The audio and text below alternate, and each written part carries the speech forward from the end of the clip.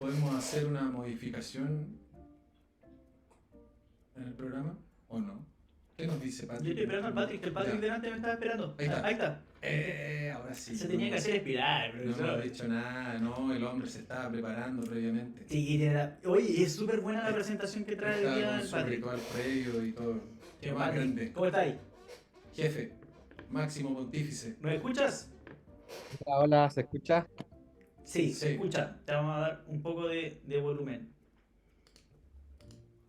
Espera, vamos a agrandar igual la imagen del Patrick para que se vea más pulenti. sí, ordénalo y ordénalo ahí. Sí, aquí vamos a hacer la magia para que sea en las mejores condiciones. A ver, y ahí nosotros vamos a poner por acá. ¿Cómo estáis, Patrick? Bien, ¿ustedes? Bien, Bien guachito. también, muchas Aquí gracias. estamos. Oye, muchas gracias por aceptar la Gracias a ustedes. invitación. No, gracias a ustedes por invitarme. Los chiquillos del chat. Chiquillos, él es Patrick Sepúlveda, es kinesiólogo del Hospital de La Serena, es un kinesiólogo de regiones que hace ya un tiempo viene dando mucho que hablar dentro de la kinesiología intensiva en Chile y en Latinoamérica. Él dispone de un Instagram de Ventilarte, probablemente lo conozcan, Sí. pero entrega mucho contenido académico diariamente, hace mucho tiempo. Hace poco es nuestro presidente de la División de Kinesiología Intensiva de la Sociedad Chilena de Medicina Intensiva. De mucho tiempo formando colegas en el pre y en el posgrado.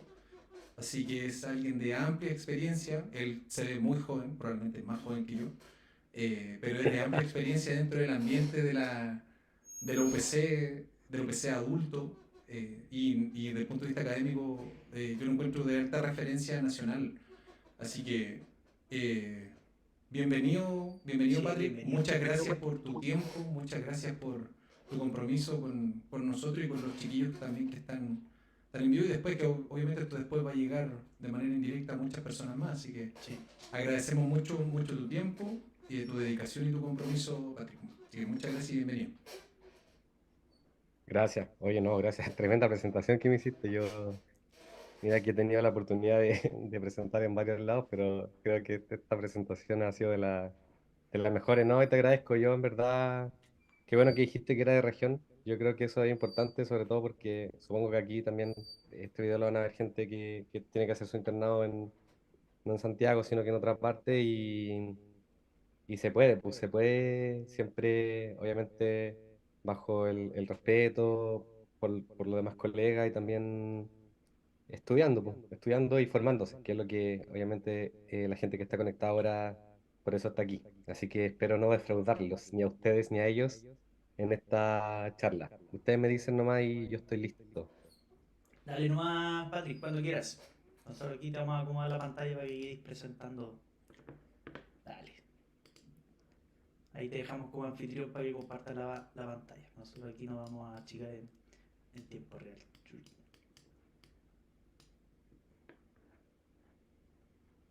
Ahí estoy, parece, ¿no? Sí. Ya, ¿se ve bien ahí? Excelente. Sí. Si alguien ahí en el Ustedes chat, me chiquillo, dicen puede nomás avisar ahí, por favor. Perdón. Sí, chicos, hay que nos vayan dando feedback si se ve bien ¿Cómo la sale la imagen. transmisión? Nosotros aquí estamos viendo Está perfecto. todo perfecto acá, sí. Sí, ahí dejamos la presentación en grande para que los chicos la puedan ver. Nosotros aquí en una orilla pequeñita y el chat acá Eso. de los cabros. Vamos nomás, Patrick. Se ve Vamos, súper, Patrick. así que estamos. ¿Estamos? Ya, Estamos. buena. Ya, por un tema nomás de estabilidad de la señal voy a cortar mi video. Ahí estoy. Ahí está, mucho más joven. Ahí está. Buena Ya. foto. Dale nomás, guacho. Ahí estaban internados. Eh, bueno, les vuelvo a agradecer por la invitación. Esta charla es parte de un diplomado que lanzamos este año y la verdad es que nadie ha visto esta charla hasta ahora. Así que para mí igual un desafío importante. Esta charla viene un poco a hablar de qué paciente, cuando a nosotros nos entregan turno y recién empezamos a trabajar, es difícil esta decisión de qué paciente atiendo primero.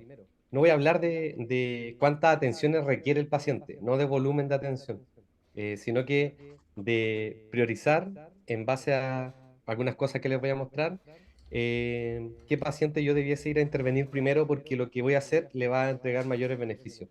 En general yo le enseño esto, le he enseñado en estos años a los kinesiólogos que han hecho inducción, por ejemplo, en nuestra unidad y que después van a trabajar, que parten siendo reemplazos o que después ya se quedan trabajando con nosotros. Siempre les enseño esto, como es de las primeras cosas, de hecho, que me gusta hablarles, como dime qué paciente tú atenderías primero ahora que nos entregaron turno. Y algo que no se termina de entrenar, yo creo, porque es demasiado complejo de aprender en poco tiempo y cada vez uno va agarrando más experiencia en el tema de que es algo más amplio que el juicio clínico finalmente. Bueno, ya mi interno el año pasado que tuve internos por primera vez también se lo enseñé, así que espero que les sirva. Antes de empezar, como les decía, no voy a hablar de escalas de categorización como de cantidad de atención, sino que de la prioridad o la priorización. Y esta es una charla que, como les decía, está basada en mi experiencia, pero también obviamente hay un razonamiento clínico que está sustentado en la formación, en la evidencia científica, en las guías clínicas, y les voy a hablar de un concepto que se llama la conciencia situacional, que es un concepto derivado de la aviación, pero que nos va a hacer sentido en esta presentación. Y obviamente estamos hablando de esto porque importa e impacta lo que nosotros decidimos. A veces, si yo decido mal y empiezo a atender a otro paciente que quizás no era el prioritario, probablemente cuando ya termine con lo que estaba haciendo y vaya a ver a este paciente que lo requería, no esté en la misma condición o no voy a poder hacer cosas que mejoren su desenlace.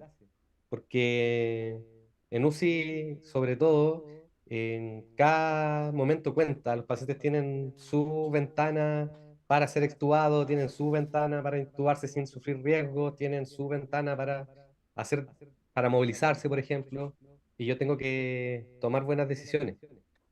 Y yo sé que aquí hay alumnos recién egresados, pero voy a hablar de algunas patologías, voy a nombrar fármacos, voy a nombrar modos ventilatorios, drogas, pero lo voy a hacer intencionalmente porque espero que sea un estímulo de conceptos que puedan empezar a buscar y sea como un punto de partida también. Y les tengo una mala y una buena noticia. Como siempre es mejor partir por lo malo. Es que obviamente después de esta charla no van a ser expertos ni van a poder plantarse mañana a recibir turno y decir, este lo tengo que ver por tal razón, pero la buena noticia es que va a ser un punto de partida en el estudio y ojalá en incorporarle este concepto de razonar qué paciente es el que yo debiese atender primero sin dándole un poco una vuelta, no ser tan automatizado. Entonces, vamos a hablar del contexto de la UCI, de por qué priorizar a los pacientes, ya un poco lo estamos hablando, y también cómo hacerlo, o los factores que yo, como les digo, esta charla está bien influenciada por lo que yo he tenido de experiencia clínica. Y en el contexto de UCI tenemos que vamos a tener pacientes que van a estar en distintos, hablando de un ítem muy específico, soportes ventilatorios.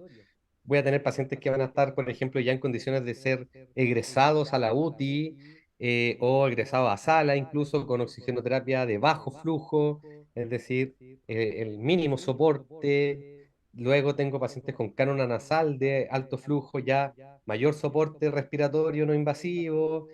Puedo entregarle también FIO2 más exacta. Voy a tener pacientes que ya van a requerir de lleno soporte ventilatorio no invasivo que probablemente estén evitando una intubación gracias a este soporte, o en el otro contexto, pacientes que ya se extubaron, se les retiró el tubo endotraqueal y pasaron a este soporte, es decir, están mejor, están disminuyendo el soporte ventilatorio, pero aún permanecen en la UCI, y de lleno el paciente que ya está grave y que está con soporte de su sistema respiratorio. Y también en este contexto voy a tener diferentes estadios clínicos.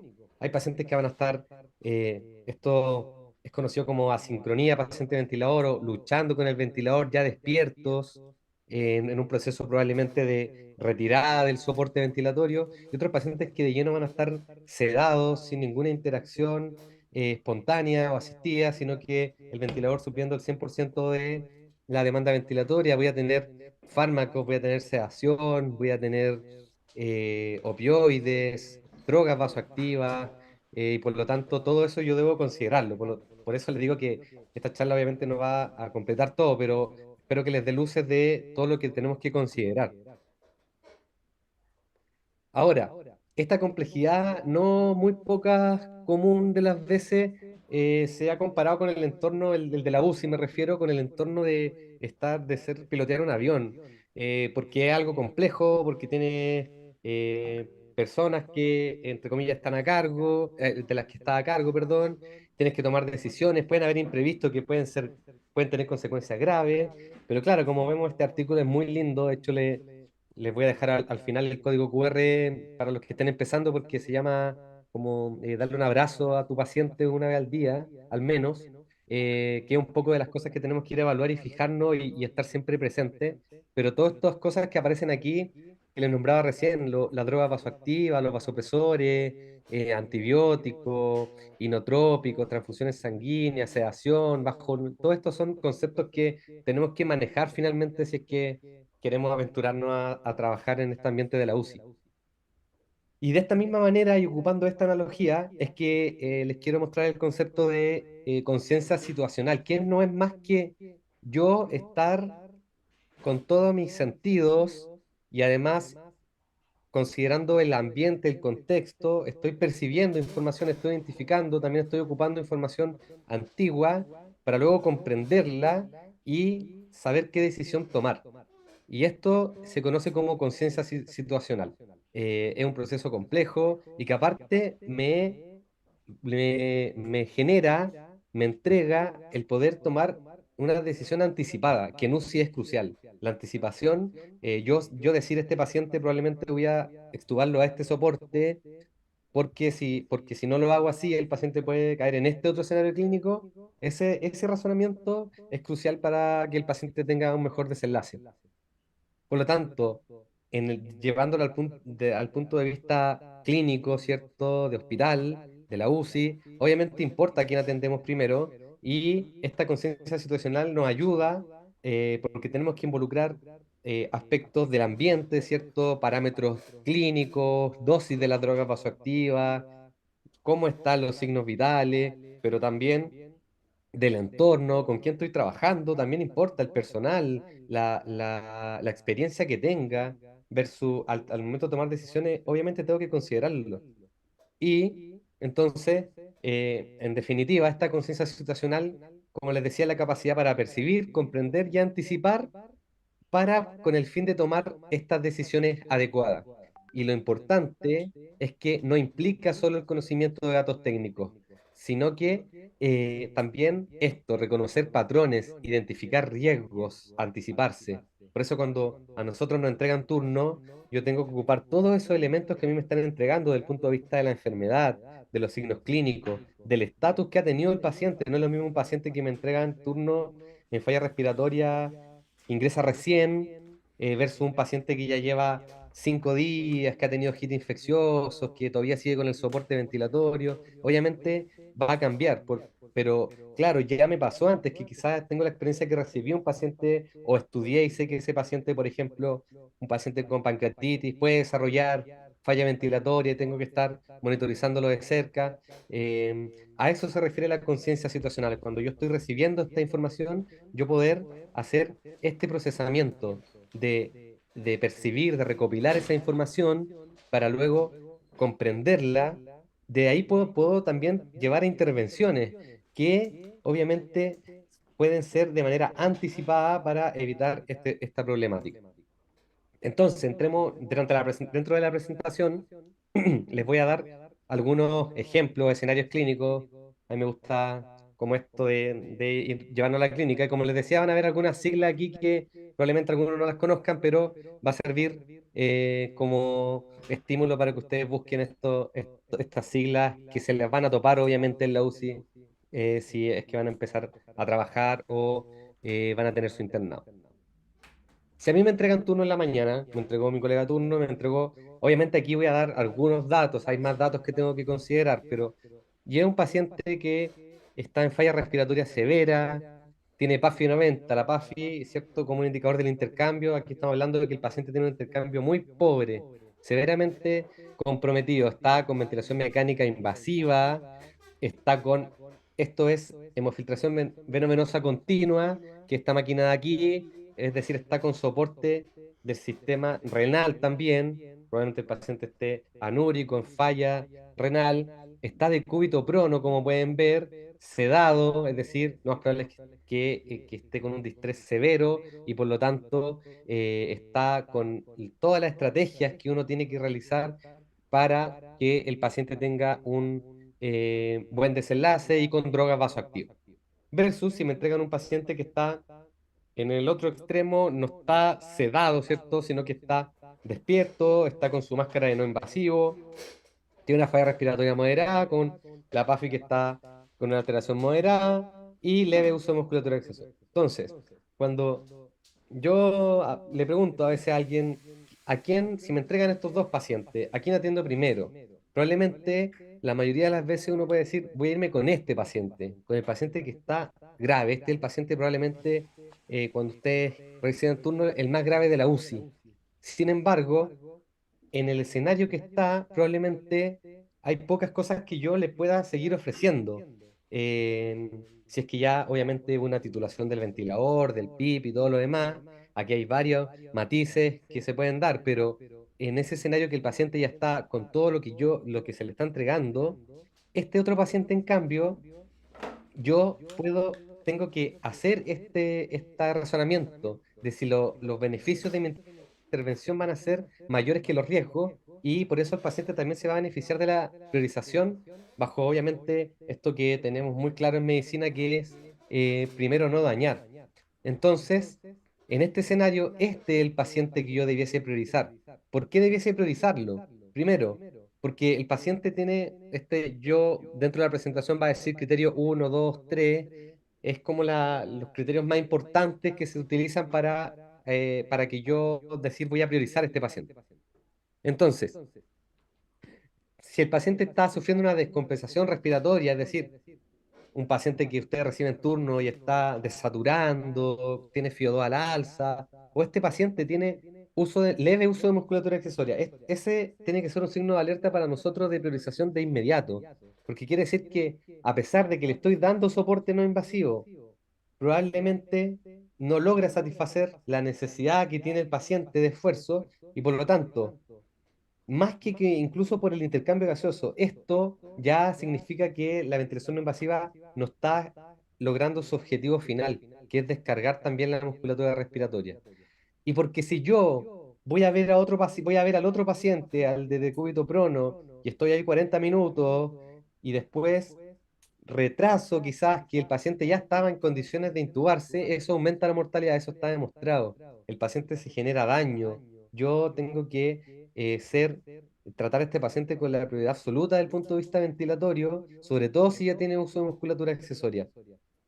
Y por otra parte, está el escenario de que si yo lo priorizo y lo atiendo primero y quizá le hago algunas técnicas kinesiológicas respiratorias, si al paciente lo mejoro desde el punto de vista de la broncodilatación, si yo le ajusto el ventilador porque le cambio la interfaz, porque tenía mucha fuga, por ejemplo, probablemente yo pueda evitar la intubación y obviamente el paciente va a tener una disminución extrema de su posibilidad de morir.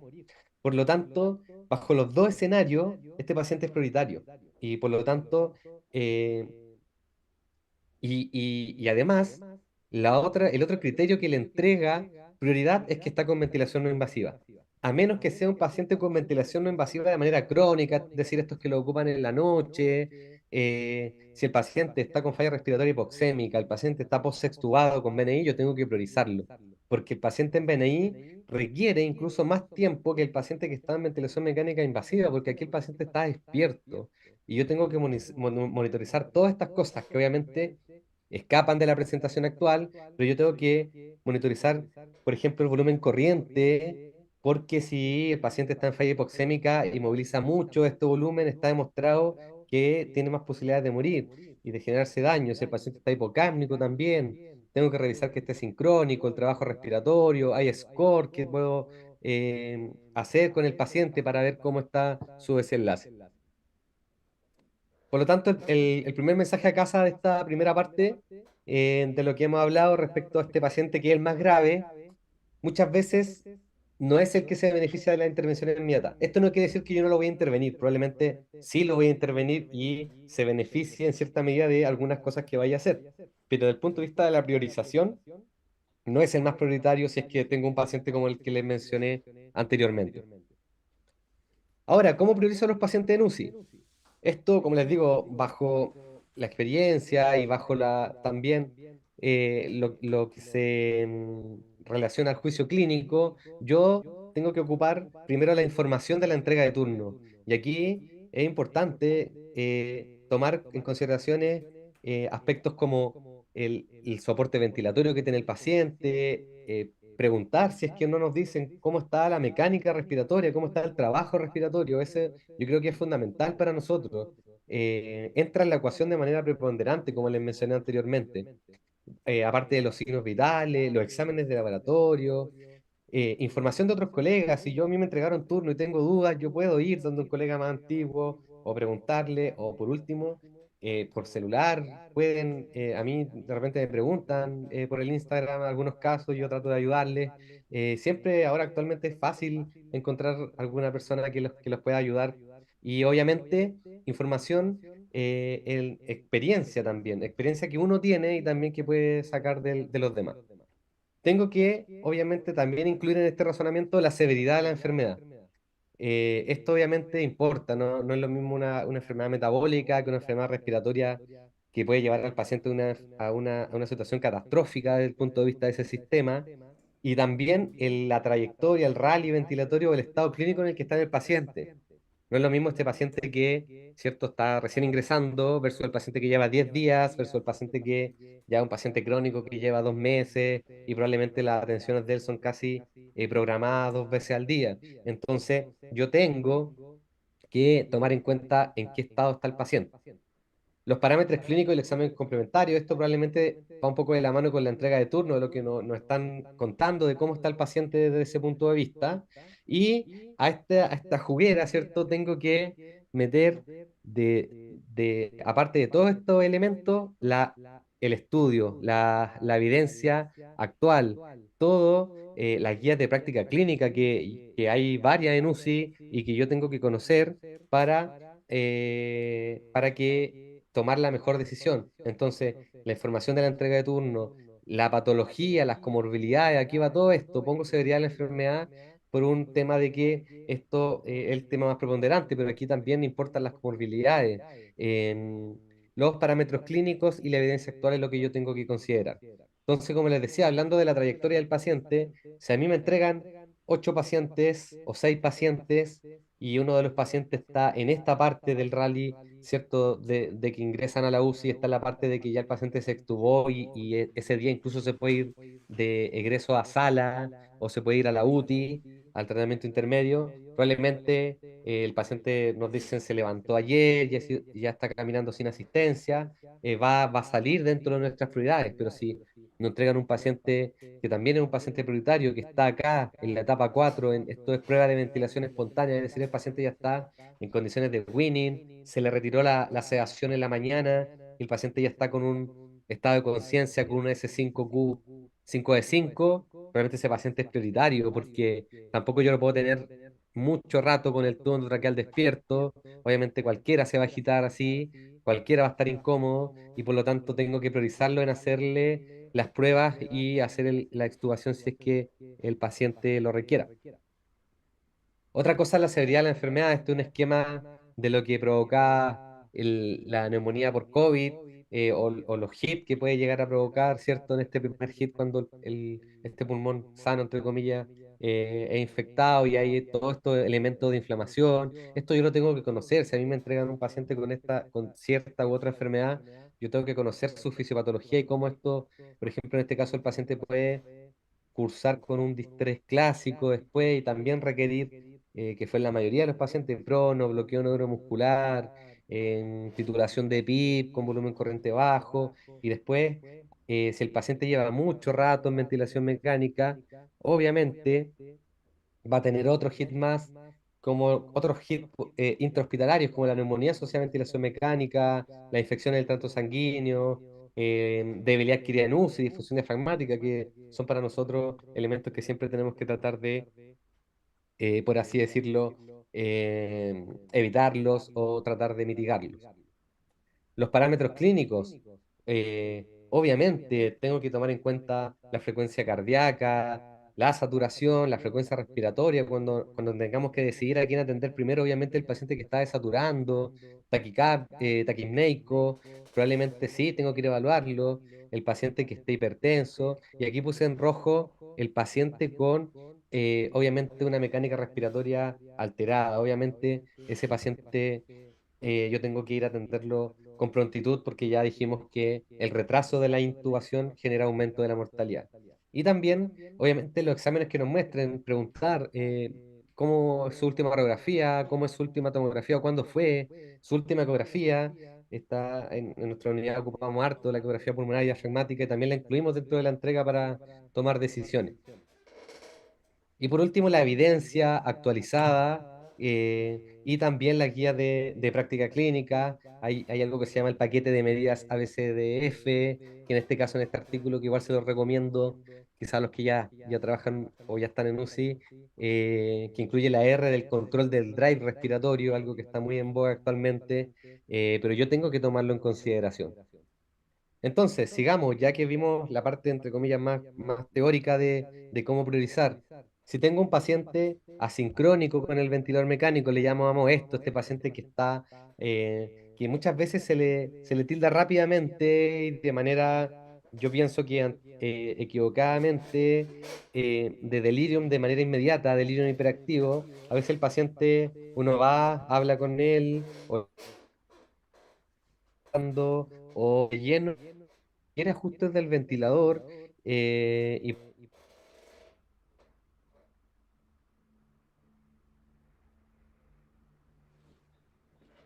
en control, y cardíaco, hipertenso, como ven, otra vez con apremio, versus justo en el momento que tenemos que priorizar, ingresa un paciente desde la urgencia recién intubado por un shock séptico de foco urinario y está con sedación profunda y drogas vasoactivas.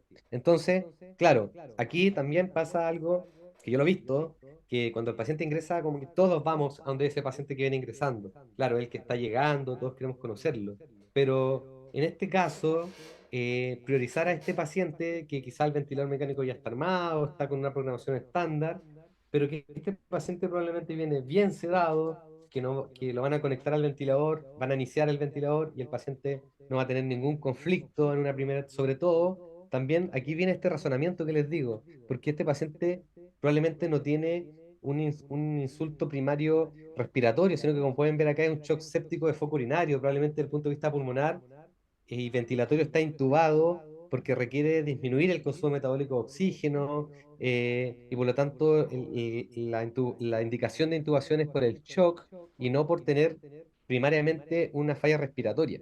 Por lo tanto, en este caso, yo debo priorizar a este paciente y este es uno de los criterios que también es importante tomar en cuenta cuando el paciente está sincrónico, porque si no, si yo a este paciente no lo atiendo pronto, pueden pasar cosas graves. El paciente puede autoextubarse, el paciente va a desaturar, el paciente, por otra parte, puede ser que la primera intervención que se haga no sea la adecuada y sea sedarlo, resedarlo, sedarlo profundo, incluso hasta relajarlo, aplicarle bloqueo neuromuscular, y esa no es la solución. Yo tengo que evaluar al paciente para saber por qué está así. Puede que el ventilador esté todo ok y el paciente esté cursando un nuevo hit infeccioso, que no es poco común como causa descompensante, sobre todo en la etapa del Winnie. Entonces, y sin ir más lejos, el hecho de tener asincronías ya está demostrado que prolonga la ventilación mecánica, prolonga la estadía en UCI y incluso hay artículos que muestran que los pacientes que tenían mayor índice de asincronía, eso significa AI, tienen mayor mortalidad hospitalaria y mayor mortalidad en UCI. Por lo tanto, eso tengo que considerarlo como un criterio importante. Ya vamos terminando para los que ya están medio cansados. Acabamos de recibir turno noche y ¿a quién atendemos primero? Nos entregan un paciente con CENAF, es decir, ya un soporte respiratorio no invasivo, flujo de 60, el flujo máximo, FIO 240 desde la mañana, versus nos entregan que hace 30 minutos extubaron un paciente y salió a naricera un paciente que estuvo unos 10 días por una neumonía, se extubó y salió a naricera. Entonces, ¿a quién priorizo aquí? Y aquí les voy a contar el tercer criterio de priorización que yo ocupo y que igual le enseño a la gente que tengo la posibilidad de que pase por el hospital, que es que el paciente, si este paciente está desde la mañana con esta FIO2 y con este flujo, y no nos dijeron que estaba con apremio respiratorio, probablemente este paciente esté, sí, todavía con requerimiento de soporte, pero esté estable. Pero este paciente que está con naricera, pero, es decir, bajo oxigenoterapia, pero que se actuó hace tan poco, yo tengo que mirarlo. Sobre todo si me están entregando turno y yo no lo extubé y no sé cómo cursó posteriormente. Entonces yo tengo que priorizarlo. Porque ¿qué puede pasar? Es que si yo voy con este paciente y estoy 45 minutos con él tratando de bajar el desafío 2 y después vuelvo a ver al que estaba en naricera, puede pasar esto que cuando ya lo vaya a ver, el paciente, por ejemplo, estaba con un estridor cuando yo recibí turno, pero como no fui a evaluarlo y no oculté su laringe, ya después cuando lo fui a ver, habían pasado 40 minutos y el paciente estaba de lleno con trabajo respiratorio y yo voy a tener que obviamente entrar en otro escenario que es reintubar al paciente, porque este paciente no hay que retrasarlo. Pero probablemente si es que yo hubiese entrado prioritario con este paciente, con el post-extubado, sobre todo el post-extubado reciente, yo podría haber hecho cosas, hubiese podido darle quizás soporte no invasivo, hubiese podido realizar, pedirle al médico que le indiquen corticoide endovenoso, que el paciente se nebulice con adrenalina racémica, pero obviamente tampoco retrasarlo porque obviamente eso aumenta la mortalidad. Entonces, esto es solo una propuesta como les decía, la experiencia y lo que dice la evidencia actualmente de priorización.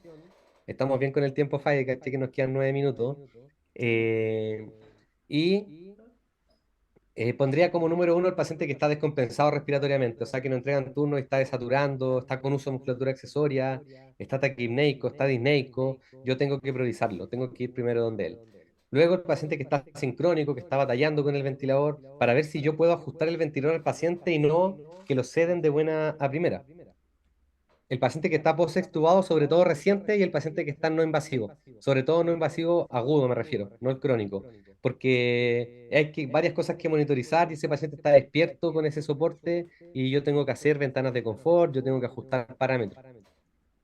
La cuarta criterio es el paciente en winning. Ese paciente yo tengo que, obviamente, priorizarlo por lo que les contaba, ya va a estar sin sedación o va a estar en sedación o solo analgesia y por lo tanto yo tengo que ir a hacer las pruebas pertinentes.